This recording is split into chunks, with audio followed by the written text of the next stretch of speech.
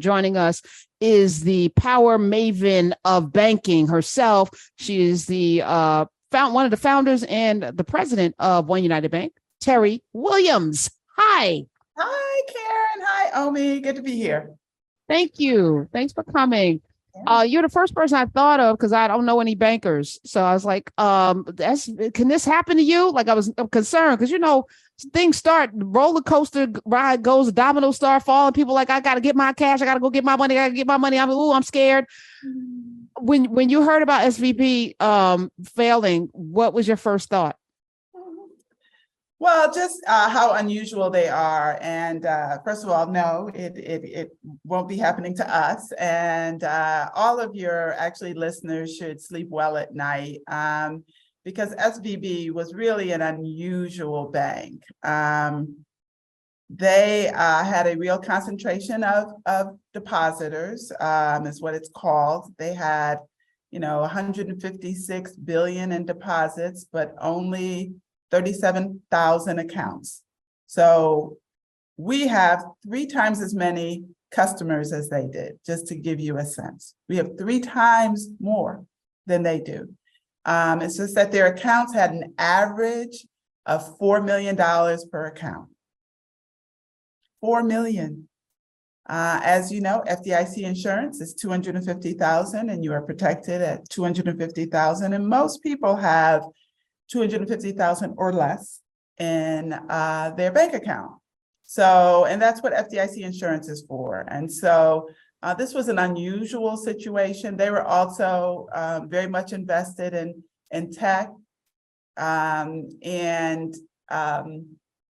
The focus for One United and for most banks is community banking, community lending, serving families as well as businesses.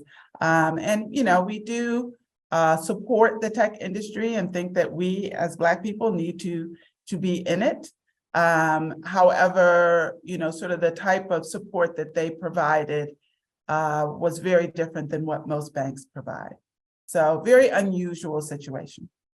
I was sharing with the audience, it was in the 1990s. In the 90s, there was a bank in Harlem, Freeman's Bank. Yeah, Freedman's. Freedman's Bank. My cousin actually worked for the FDIC at the time, and so I met up with her.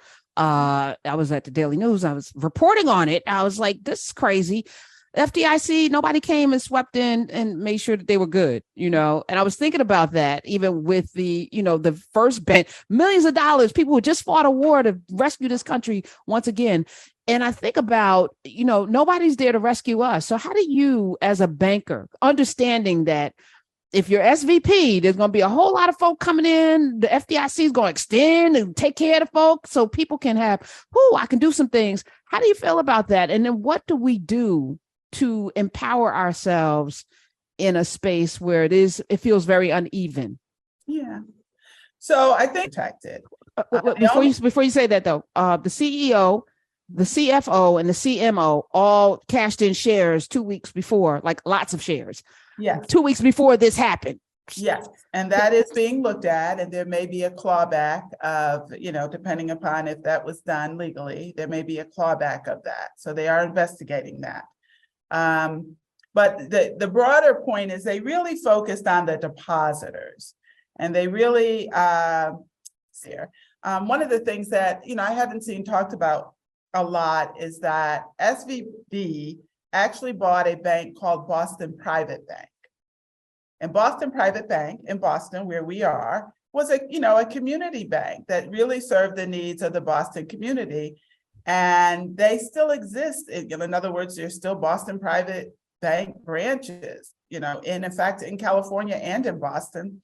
And a lot of, organizations, nonprofit organizations had, money in that bank, not even realizing it was SVB.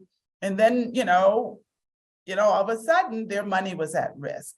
So I do think that the regulators made a good decision in protecting the depositors in this case. I think, however, that there does need to be some questions about, why was there so much of a concentration of large depositors? That's just not the way banking is normally done.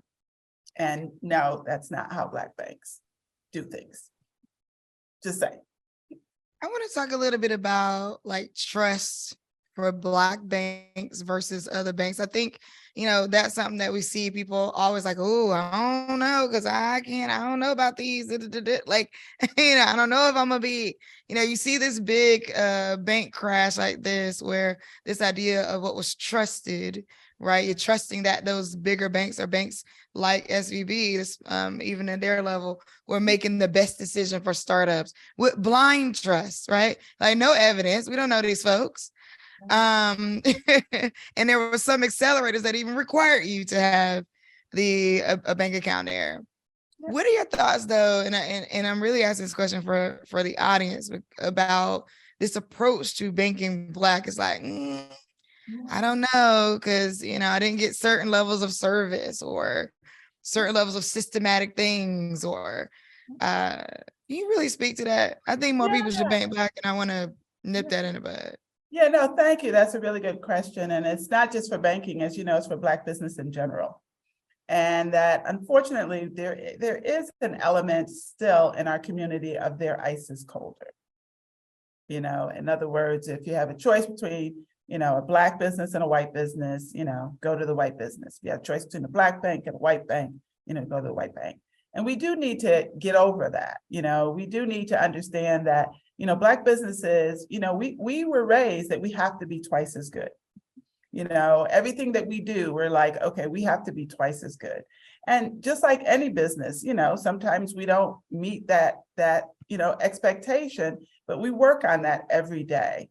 There is an assumption sometimes, a false assumption in this case, that, they were twice as good.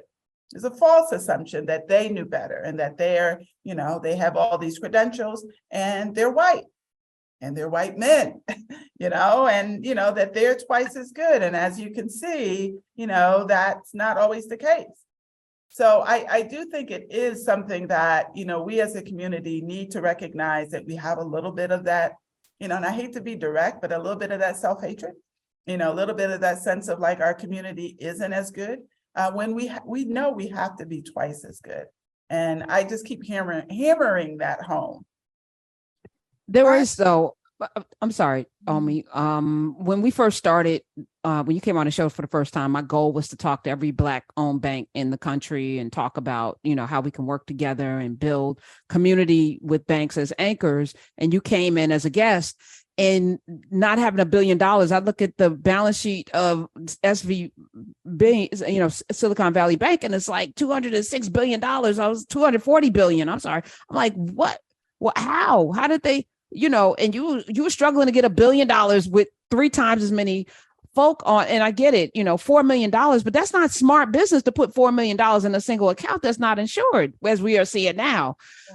So that trust that Omi's talking about, they trusted them with $4 million in a single account.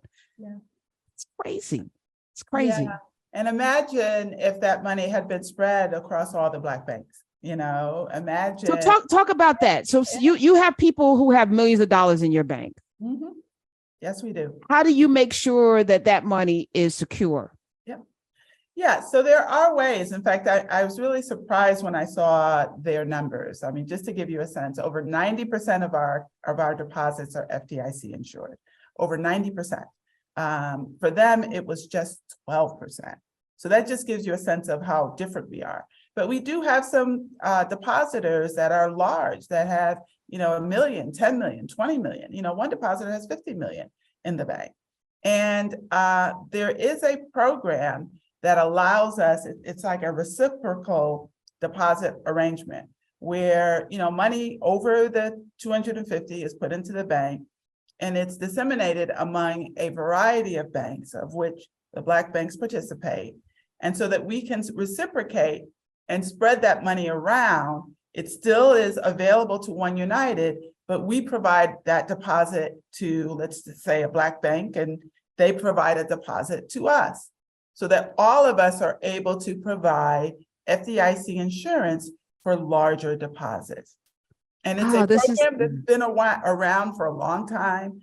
I'm just surprised that they didn't take advantage of that program.